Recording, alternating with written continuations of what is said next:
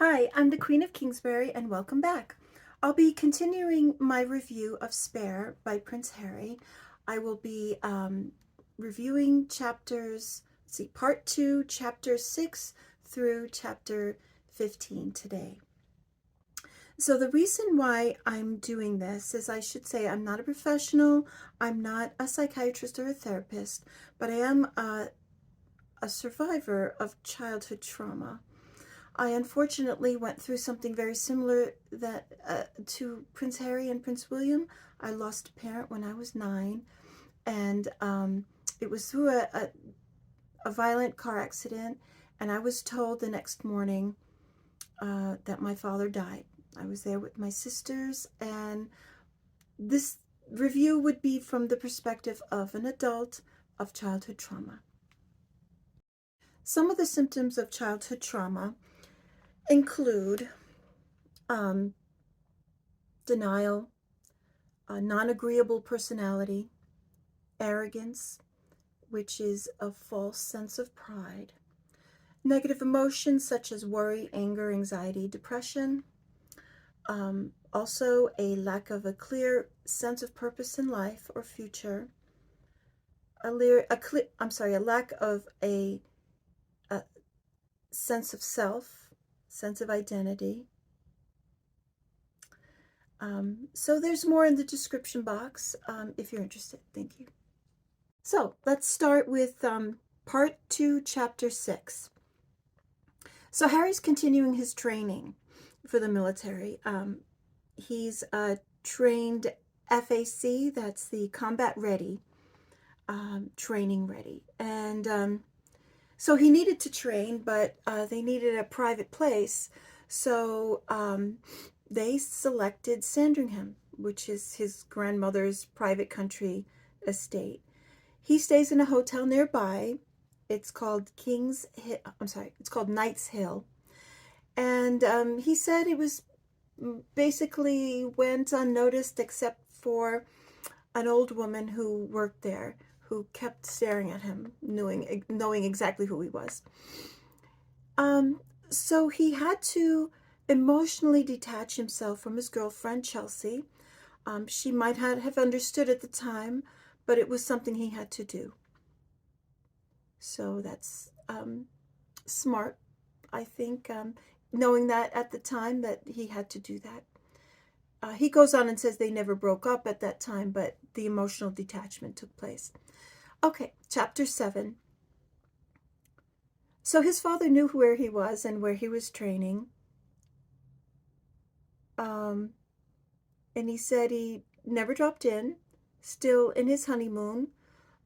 He doesn't give any more information about that, but I think I got the feeling that Harry was not quite happy.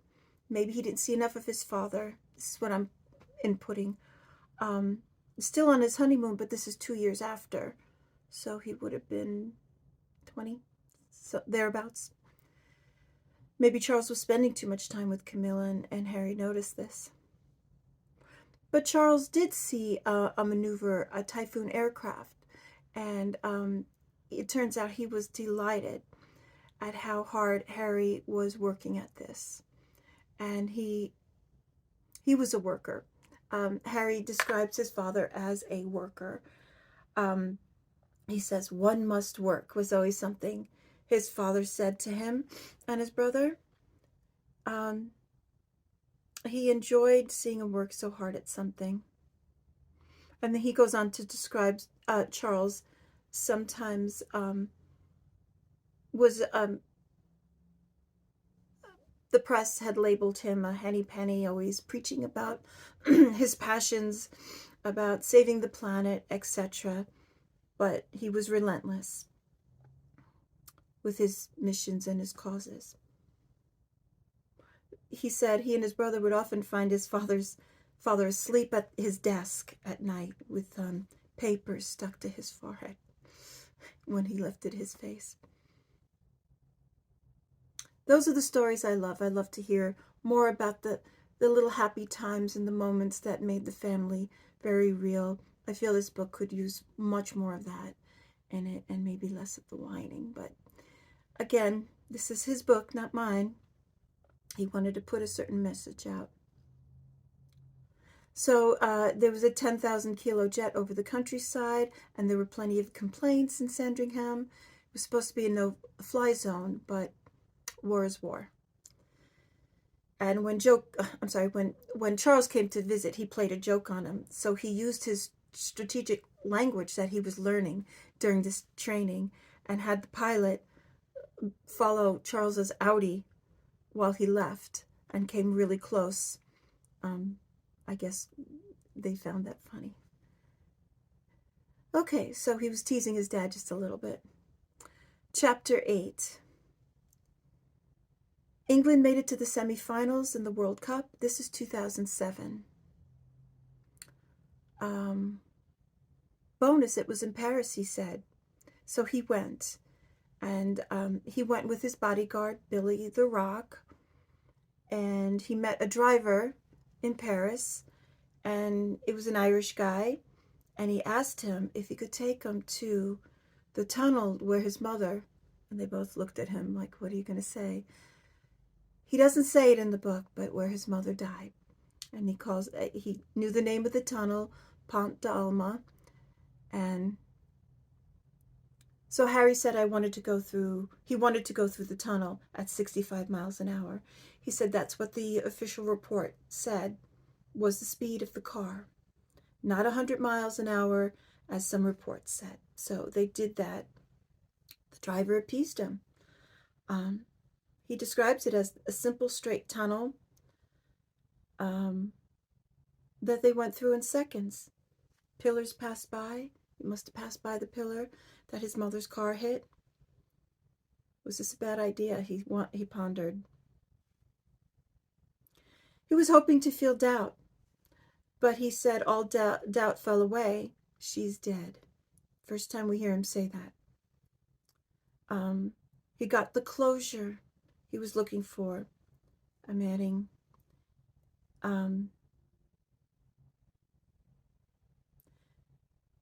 It brought on pain, he said. Pain part 2.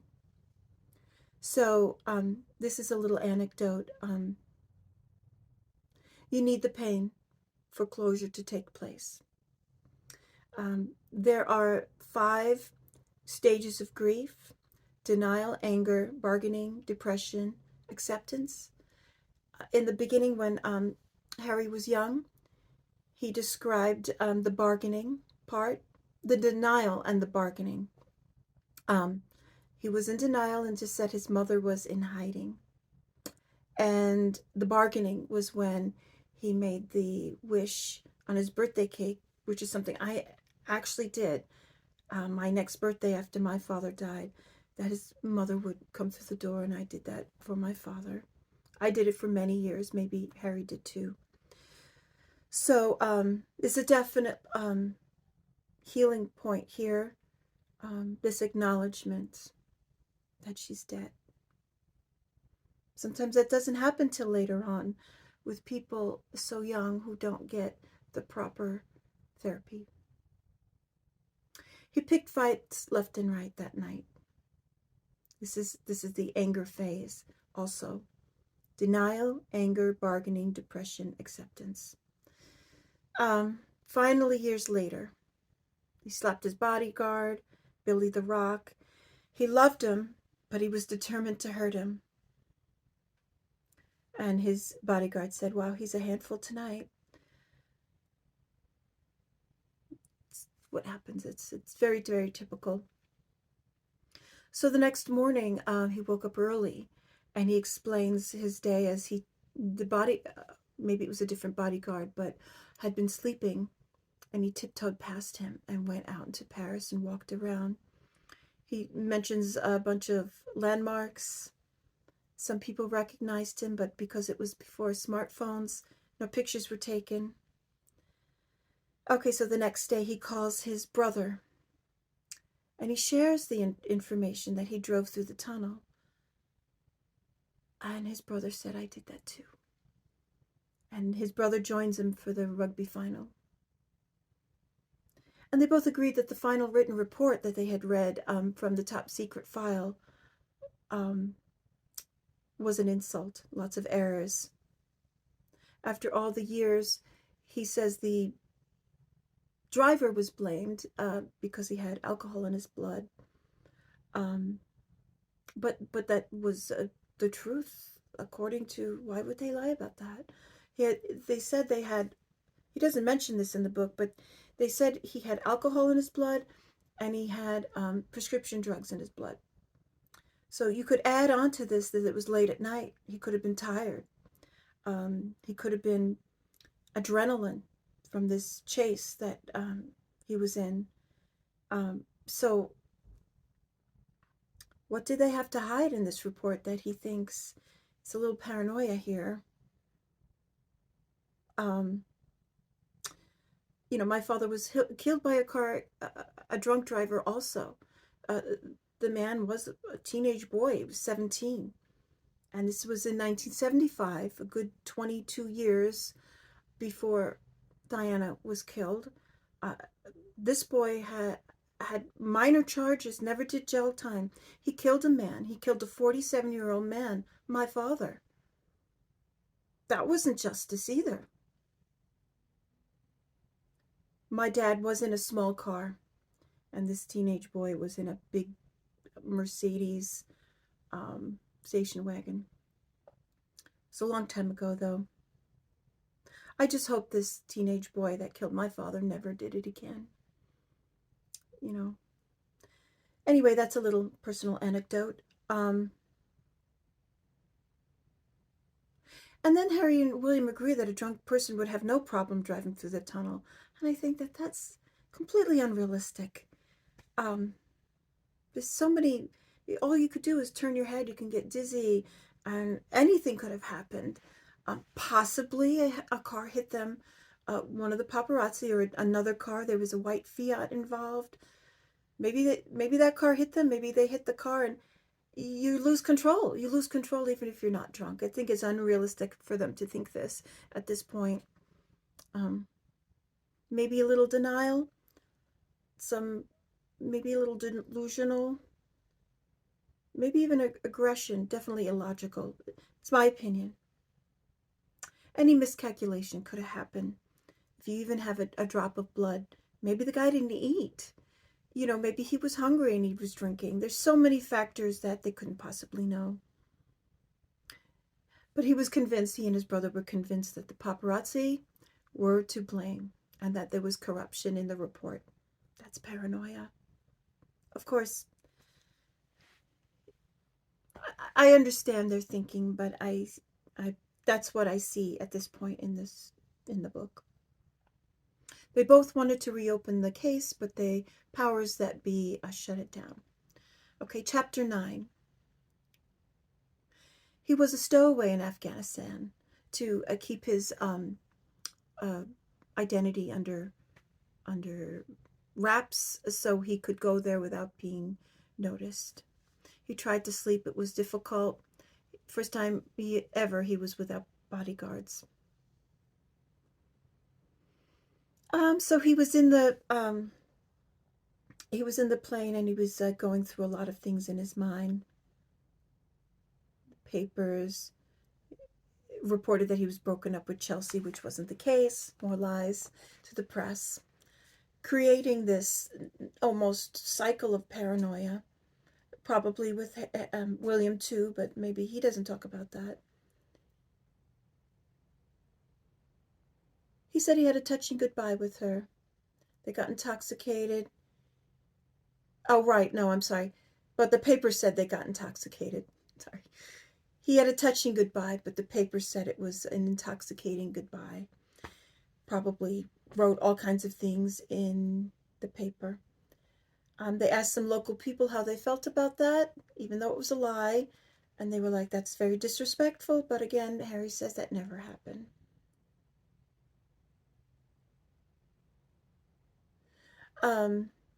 So his right-hand man, JP, asked him to update his will before going to war. He's very young, but he's got some, he's a wealthy royal, so these things do have to be done. It's things that you don't want to talk about, but you have to. He said he wanted to be buried at Frogmore Gardens, maybe?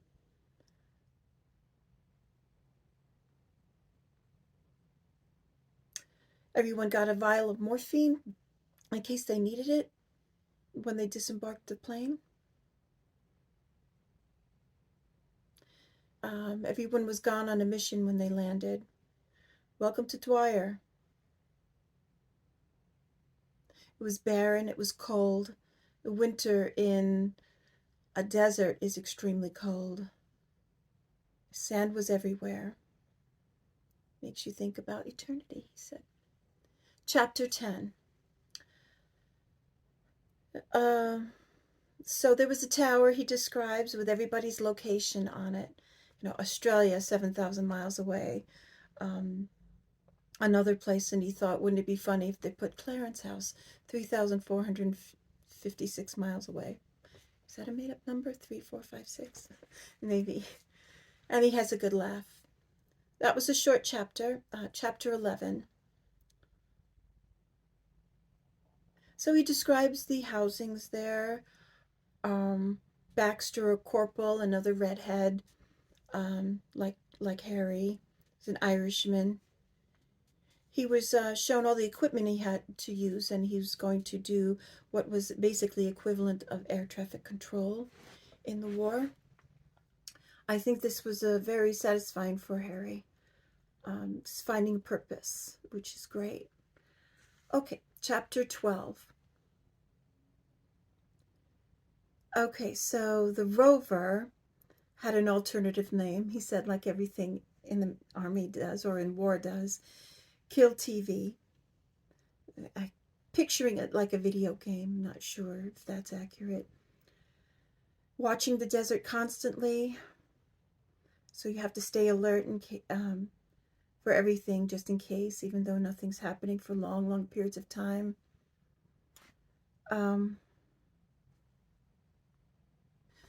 So the kill radio he's talking about,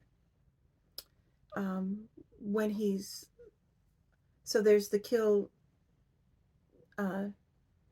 TV, and then the kill radio is even more boring, he explains. But you get to pay attention to their voices, and he was trying to figure out whose voice matches the sign of all the, Ireland, Australia, all the different accents. And just for fun, Americans are called dudes. The Dutch, Rennet. French, the Mirage, or Mirage. Or did he say Rage? Rage. I think it was unclear in the audiobook. Brits, Vapor, were their call names. So Harry's call name was Widow 67.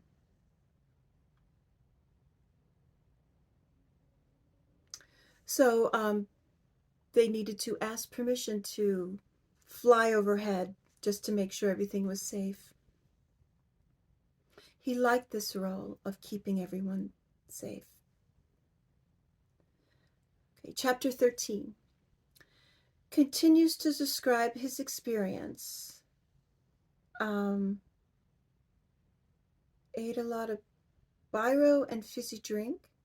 He mentions biro. Now that brings us back to Princess Margaret and the biro. Was the biro a fishing lure? I'm pretty sure. But he mentions that again, and we're taken back to that story about his Aunt Margot.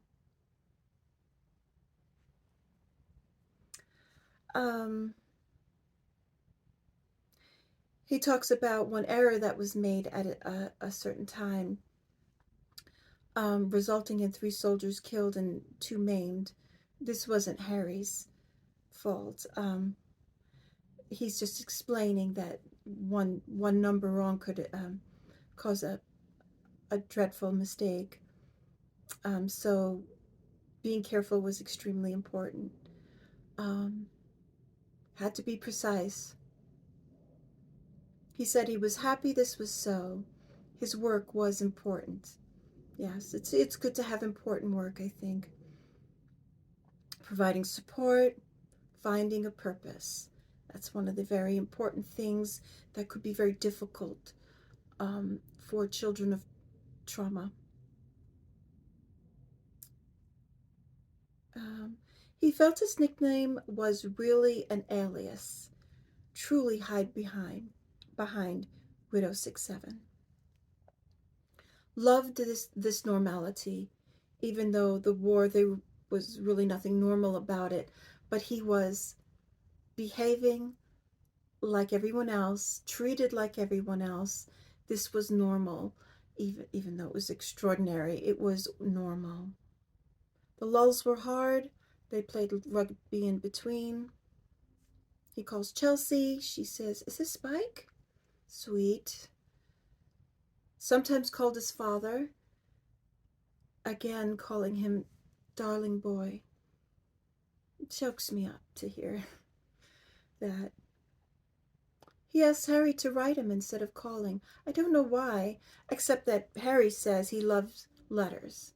Maybe he wanted to hold on to something that he could read over again and have something he could cherish. Maybe Charles was being strategic too. So there would be an official writings of the Prince Harry during war. I'm sure they're archived. And he doesn't mention this, but I'm just thinking that was Charles' behind the scenes kind of purpose of asking for that. Okay, chapter 14. He said the real war was in the distance. They were quite far from the front, but he heard talks about the Taliban being near. An initiation test was happening. He wanted to go closer to the front.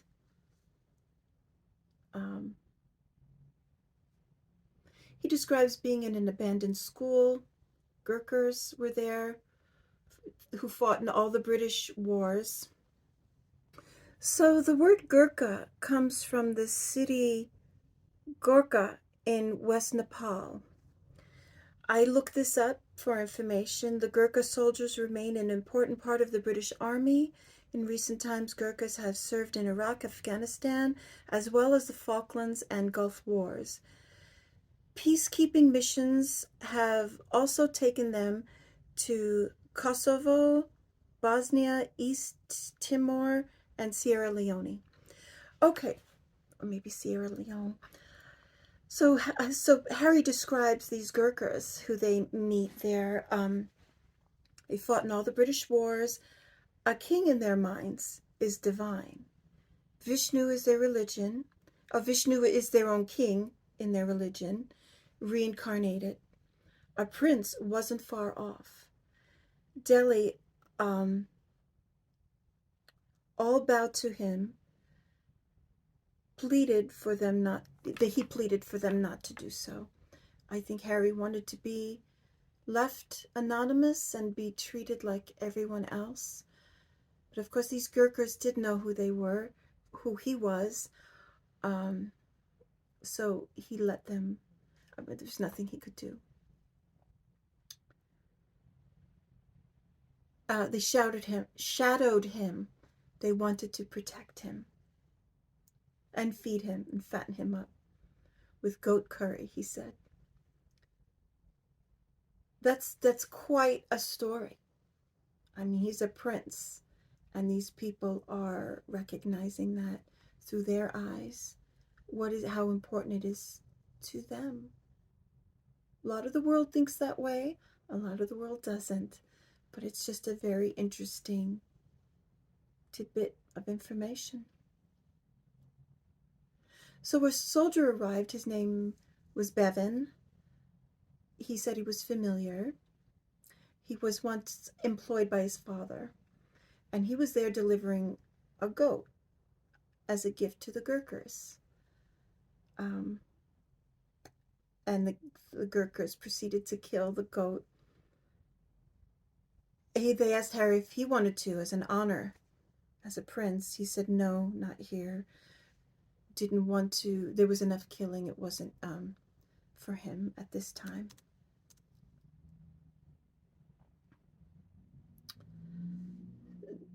Delhi. He was on call day and night. So there was another soldier.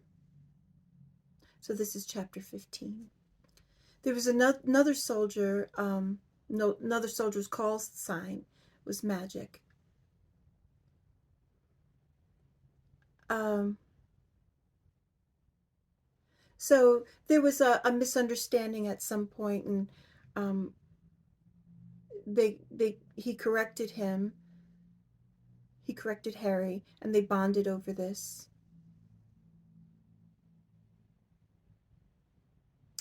Um, so he's making connections and friends within this element of war.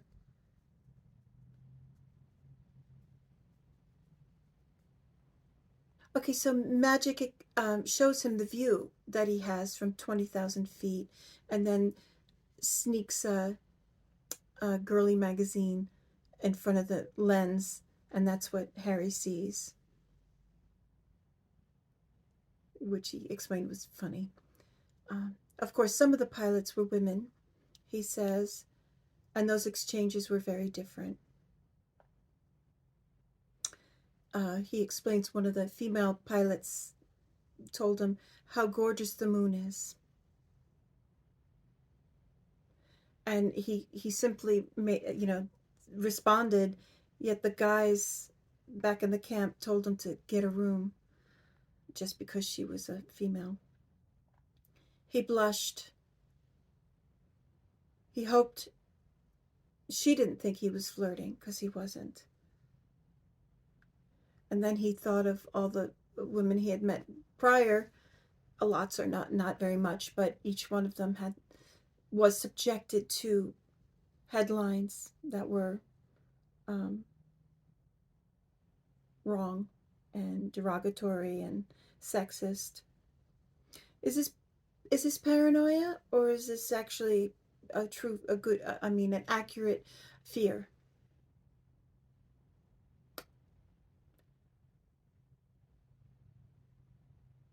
Um, so they spotted the Taliban, patterns of life. He describes how they do that in a bit of detail.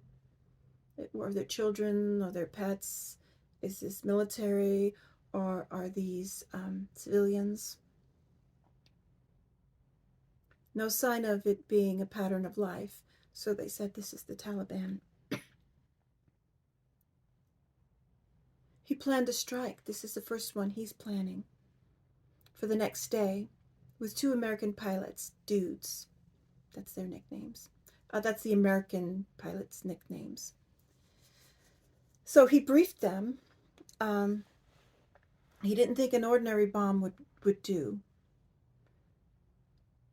He looked at the radar and he said he needed a heavy bomb, requested a large one, 2,000-pound one, to penetrate the bunkers. The Americans wanted to only drop two small bombs, two 500-pound bombs. Since he was new, he agreed, and they, instead of arguing, the walls shuddered, he said. Plumes of smoke came out. The smaller bombs didn't do the job. Some soldiers got away, even though some of the Taliban was killed. Next time, he said, he's going to trust his gut. So he's learning also.